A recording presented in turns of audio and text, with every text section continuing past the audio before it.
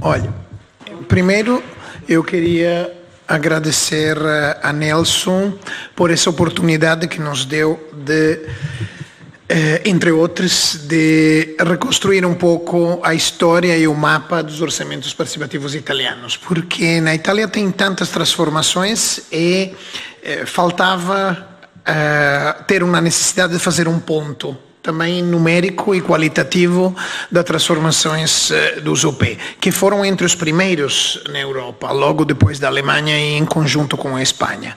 Mas sempre tiveram um caráter que eu acho o mapa por trás representa muito bem. Eles, num país muito municipalista, eles foram sempre frágeis, foram intermitentes, tiveram momentos de entusiasmo em que cresceram todos juntos, e esse mapa bem representa um pouco estas características e muito dos desafios que o Nelson e dos limites que o Nelson sublinhou na sua intervenção. Por isso eu escolhi entre os 3 artigos que eu tive a oportunidade de fazer no livro, de falar hoje da Itália. Também me permite de usar o meu chapéu político. Hoje ainda para um ano ainda eu sou coordenador de uma instituição regional na Toscana que tem como objetivo a promoção da participação, e eu deveria ser também o responsável da incrementação dos OP, tendo fundos para isso. Mas os resultados do meu próprio trabalho é frustrante em termos de OP, porque eu e os meus colegas recusamos de financiar OP nos últimos 4 anos, só financiamos 2 em todos esses 4 anos, das 15 experiências, das 15 propostas que nos foram feitas, porque muitos deles não resolviam os problemas principais dos OP italianos. Principalmente a sua fraca vontade política, a sua intermitência. Eles são as experiências assim, como fogos artificiais. Eles chegam, lançam esse novo termo, lançam a cada 5 anos, lançam e relançam. Então, os OP aparecem, desaparecem, reaparecem, cada vez parecem a descoberta da água quente, mas cada vez deixam algo enraizado nos lugares onde passam. Eu acho que esse é o elemento mais importante. Nós não podemos impedir que os OP morram. Eu acho que todas as inovações democráticas têm algum tempo de vida, alguns maiores, alguns menores, mas o importante para mim não é que morram, é o que deixam quando morrem. Eu acho que a história da Itália nesses anos nos mostra que eles não passaram no território italiano por nada. Eu vou tentar enfocar na última geração dos OP. O mapa que você vê por trás, aliás, há dois mapas. O primeiro é da Itália, onde você vê aquela assustadora concentração de OP na Sicília, mas você repara também que a Sicília tem os OP da Sicília têm uma cor diferente que usamos dos OP do resto da Itália. Por quê? Porque os OP da Sicília foram determinados por uma lei regional de 2014, aprovada por um novo movimento político que hoje governa o nosso país, mas que no 2013 estava na sua primeira aparição nacional, já com 25% dos votos, e que, conquistando parcialmente a Sicília, em união com outros partidos, conseguiu fazer aprovar uma lei que obrigava todos os 390 municípios a fazer OP, pelo menos com 2% das transferências regionais para os municípios. Então, temos um valor prefixado, muitas vezes pequeninos, porque estamos a falar de transferências regionais, que não são as maiores das transferências que chegam aos municípios, e de uma ausência completa de uma monitorização do que aconteceu com essa lei.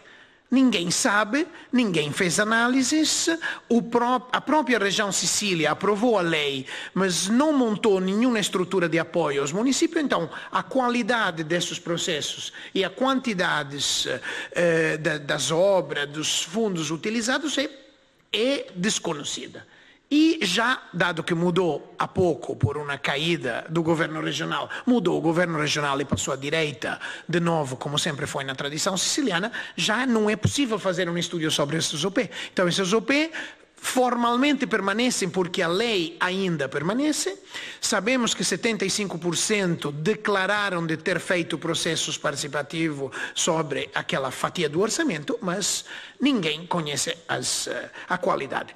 Ao mesmo tempo, essa experiência siciliana determinou uma distribuição do termo orçamento participativo numa área do sul da Itália onde ela não tinha chegado nos 10 anos anteriores. E então hoje vocês podem ver alguns no mapa, alguns orçamentos participativos, especialmente na Puglia, na Calábria, na Campania, que não existiam no mapa, que eram brancas no mapa de 10 anos atrás, onde os OP se concentravam todo na parte norte, onde ainda permanecem, que é na zona de Milão. Você vê o mapa que está à direita, representa a área metropolitana de Milão, e 18 dos 24 orçamento participativo da região Lombardia são feitos na área metropolitana de Milão.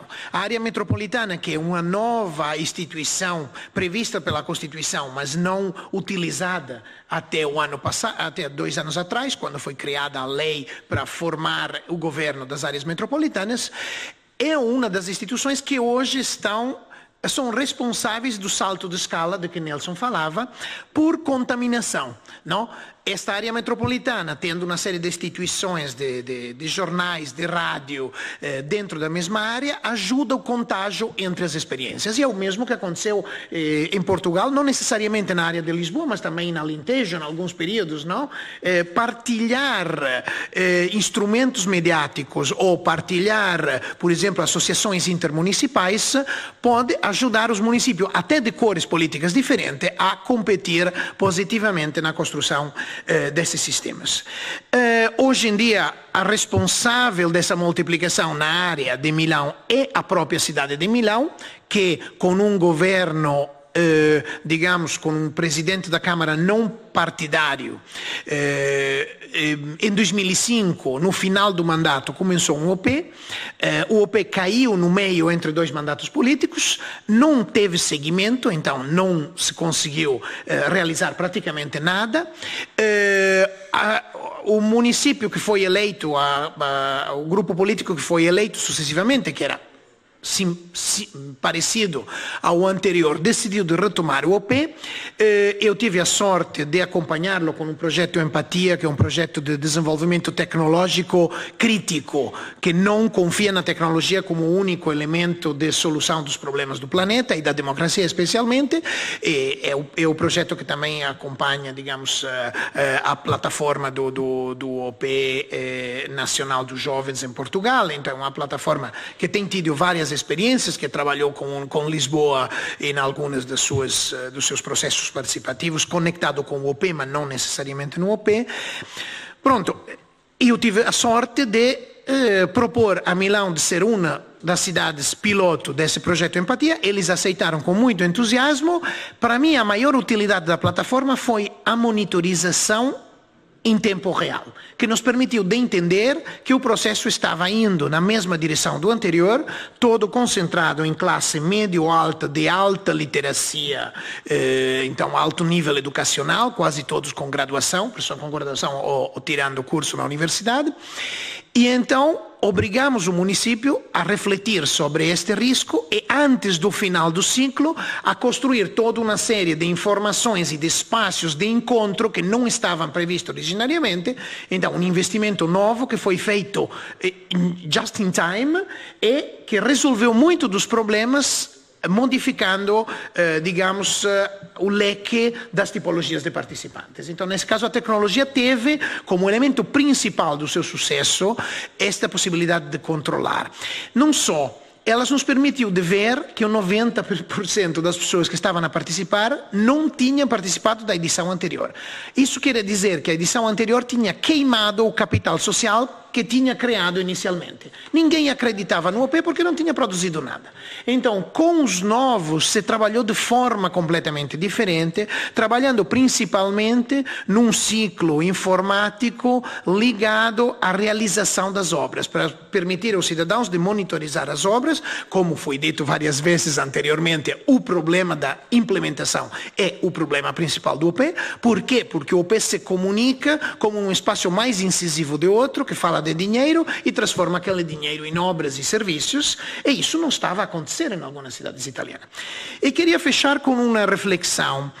Hoje a Itália é feita de polos. Os polos são grandes cidades. São Milão, são Turim, são Bolonha e, a partir desta semana, Roma. E até agora se trabalhou principalmente na dimensão participativa e pouco na dimensão orçamentária. Os OP italianos, embora de grandes cidades, eram todos muito pequeninos em termos financeiros. Milão tinha 9 milhões de euros no primeiro ciclo e agora mudou para 4 milhões e meio. Então, a metade... Ainda assim, é um dos mais altos da Europa, mas é pequenino, contando que a população é de 2 milhões de habitantes. Turim tinha menos de 500 mil nos 3 municípios onde fez a experiência. Turim é uma cidade de 800 mil habitantes. Roma já está mudando. Ela começou com uma das suas freguesias, número 8. Esta semana são 17 milhões de euros, num território de 200 mil habitantes, mas claramente em uma cidade de 2 milhões e 700 mil, isso é ainda muito limitado se verdadeiramente a passagem entre a experimentação piloto e a extensão para toda a cidade não vai se dar como não se deu por muitos anos na Itália. Se fazia muitos pilotos que eram pilotos de nada, ou seja, pilotavam para nenhuma direção, porque depois continuavam a acontecer nos lugares onde tinham acontecido e não se expandiam para o resto do território.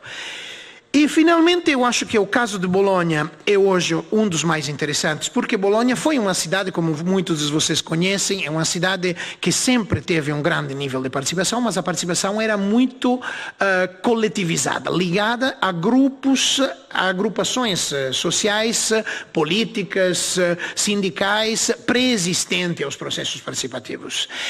E ela fez uma mudança, ela teve algumas mudança política, passou por alguns anos de direita, voltou ultimamente à esquerda e deu-se a tarefa de interpretar o descontento daquele cidadão que não se reconhecem em corpos intermédios da sociedade organizada. E então construiu os seus novos processos com base também no respeito dessas pessoas que não se reconhecem em grupos. Então, o seu OP, que o ano passado teve 41 milhões de euros, teve uma geometria variável que é perigosa e indica um elemento de perigo dos OP italianos, porque 1 milhão era para os bairros e 40 milhões vieram de um plano nacional das áreas metropolitanas. Então, o problema é que este ano aquele dinheiro foi esgotado e só ficou o dinheiro posto pelo município, que não consegue ir para além de 2, 3 milhões. Então, o que vê a população? Vê 41 milhões e um desinvestimento um ano depois virando 3 milhões. Não? E isto é um risco ser ricos de mais um ano e não dar continuidade no mesmo patamar, porque a relação entre número de cidadãos envolvidos e dinheiro vai ser muito visível e claramente pode penalizar a legitimação e a aparência de seriedade do próprio processo. Dito isto, o que Bolonha está a fazer, que eu acho que é interessante, é exatamente na direção do sistema que o Nelson dizia anteriormente, ou seja, Bolonha está a trabalhar uma série de outros processos participativos, inclusive sobre a gestão partilhada dos bens comuns no território. Tem um regulamento há 4 anos que já produziu 450 acordos entre grupos sociais, 40% dos quais informais, e a administração local para gerir parques, creches, edifícios abandonados que são reconstruídos ou reutilizados para, por exemplo, lar de idosos e coisas assim. Então, o Bolonha está tentando ligar estes dois processos, o processo que produz novos espaços e o processo que responsabiliza o cidadão também na gestão desses espaços.